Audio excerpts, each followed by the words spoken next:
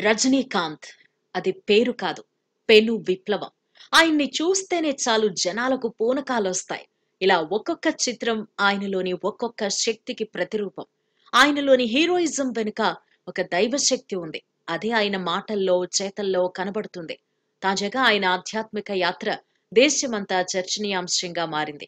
అదేమిటో, ఎలాగో వందల ఛానళ్లకు ఆయనే ఒక ఎయిర్‌పోర్ట్‌లో చెప్పారు.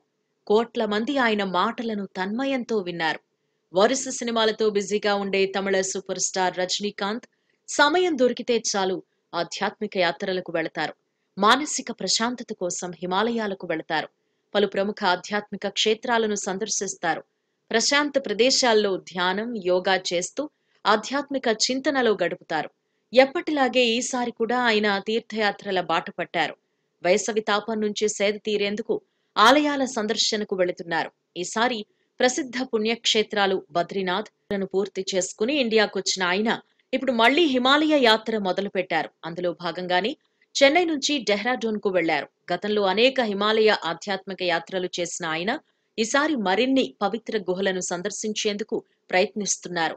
డెహ్రాడూన్ విమానాశ్రయంలో మీడియాతో మాట్లాడిన ఆయన తన ఆధ్యాత్మిక యాత్ర గురించి చెప్పారు. ప్రతి సంవత్సరం నేను నా ఆధ్యాత్మిక ప్రయాణాన్ని కొనసాగిస్తాను. ఈ యాత్రతో కొత్త మానసిక అనుభూతిని పొందుతాను. ఈసారి కూడా నేను సరికొత్త అనుభవాలను పొందుతాను అని నమ్ముతున్నానని వెల్లడించారు. ఈ ఆధ్యాత్మిక పర్యటనలు తన మానసిక ఎదుగుదలకు ఎలా ఉపయోగపడతాయో రజనీకాంత్ వెల్లడించారు.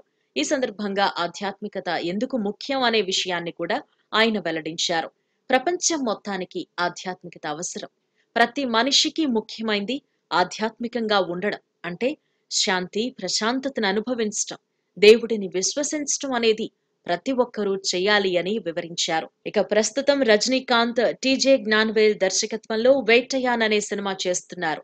తాజాగా ఈ సినిమా షూటింగ్ కంప్లీట్ అయింది. ప్రస్తుతం పోస్ట్ ప్రొడక్షన్ పనులు జరుపుకుంటోంది. ఈ సినిమాలో బాలీవుడ్ లెజెండరీ నటుడు అమితాబ్ బచ్చన్ కీలక పాత్ర పోషిస్తున్నారు. పలు సినీ పరిశ్రమలకు చెందిన హీరోలు కూడా భాగమవుతున్నారు. గతంలో జైలర్ షూటింగ్ అయ్యాక ఆధ్యాత్మిక యాత్ర చేపట్టిన రజనీకాంత్ ఇప్పుడు వేట్టయాన్ షూటింగ్ కంప్లీట్ కావడంతో మళ్లీ హిమాలయాల బాట పట్టారు.